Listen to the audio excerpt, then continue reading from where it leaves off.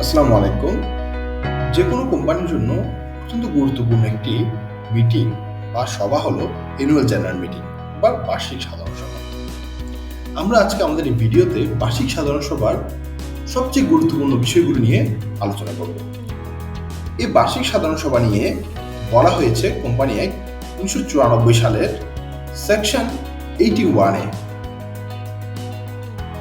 Section 81-এ আলোচনা করা হয়েছে এই এজিএম কিভাবে করতে হবে, কতদিনের মধ্যে করতে হবে, এজিএম কি ম্যান্ডেটরি কিনা নাকি অপশনাল, এসব বিষয়ে আলোচনা করা হয়েছে।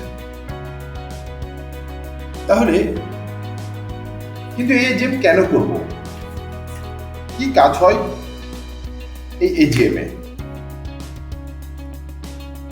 প্রথমত, এটি একটি কোম্পানির জন্য ম্যান্ডেটরি লিগ্যাল কমপ্লায়েন্স। শেয়ার হোল্ডাররা এজিএমএই ফাইন্যান্সিয়াল স্টেটমেন্টস অ্যাপ্রুভ করে থাকে। কোম্পানি পরিচালনা সংক্রান্ত যে কোনো গুরুত্বপূর্ণ রেজলিউশনসের বিষয়ে ভোট এবং অ্যাপ্রুভাল এজিএমএ করা হয়। যেহেতু শেয়ার হোল্ডাররা হলো কোম্পানির মালিক, কিন্তু কোম্পানি পরিচালিত হয় ডাইরেক্টরদের দ্বারা, এই এজিএম এর মাধ্যমে শেয়ার হোল্ডারদের প্রতি বোর্ড অফ ডাইরেক্টরসের একটা অ্যাকাউন্টেবিলিটি এনশিওর করা হয়। কোম্পানি মুনাফা এবং ভবিষ্যৎ পরিকল্পনা বা স্ট্র্যাটেজির বিষয়েও এই এজিএম এ আলোচনা করা হয়।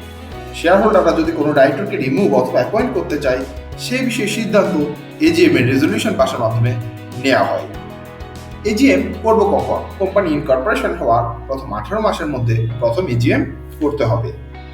পরবর্তী এজিএম গুলো করার সময় কিছু বিষয় মাথায় রাখতে হবে। কোনো বছরেই এজিএম তার পূর্ববর্তী বছরের এজিএম এর চেয়ে 15 মাসের বেশি ব্যবধানে হবে না।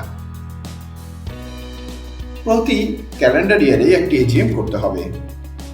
তার মানে 31 ডিসেম্বরের মধ্যে এজিএম সম্পন্ন করতে হবে।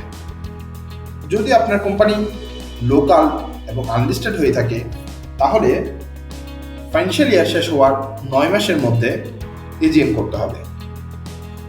আর যদি কোম্পানিতে কোনো ফরেন ইন্টারেস্ট থাকে, তাহলে ফাইন্যান্সিয়াল ইয়ার শেষ হওয়ার 12 মাসের মধ্যে এজিএম করতে হবে।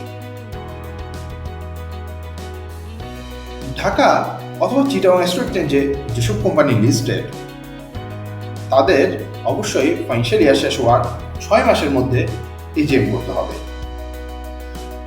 এবং যে ডেটে ডিভিডেন্ড এন্টাইটেল হয় বা রেকর্ড ডেট থেকে 45 দিনের মধ্যে এই এজিএমটি অবশ্যই করতে হবে। আপনার যে ধরনের কোম্পানি হোক না কেন, এজিএম করার আগে অবশ্যই আপনার 21 দিনের একটি নোটিশ পিরিয়ড দিতে হবে।